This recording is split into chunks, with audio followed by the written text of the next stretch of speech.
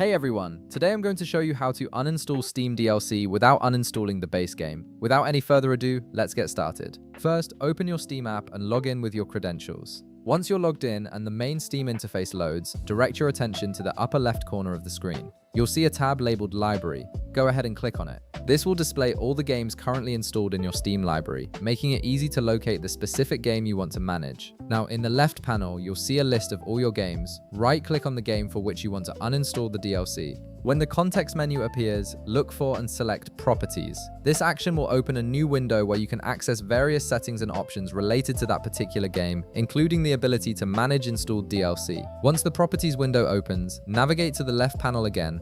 Here you'll find several tabs with different configuration options. Click on the tab labeled DLC. This section specifically handles all downloadable content associated with the game, allowing you to enable or disable individual DLC packs without affecting the base game installation. This is particularly useful if you want to free up storage space or simply no longer want certain content active. In the DLC section, you'll see a list of all the DLC available for this game. Each DLC will have a checkbox next to it. Simply uncheck the box next to the DLC you want to remove. You can uncheck multiple DLCs at once if you wish to remove several pieces of content.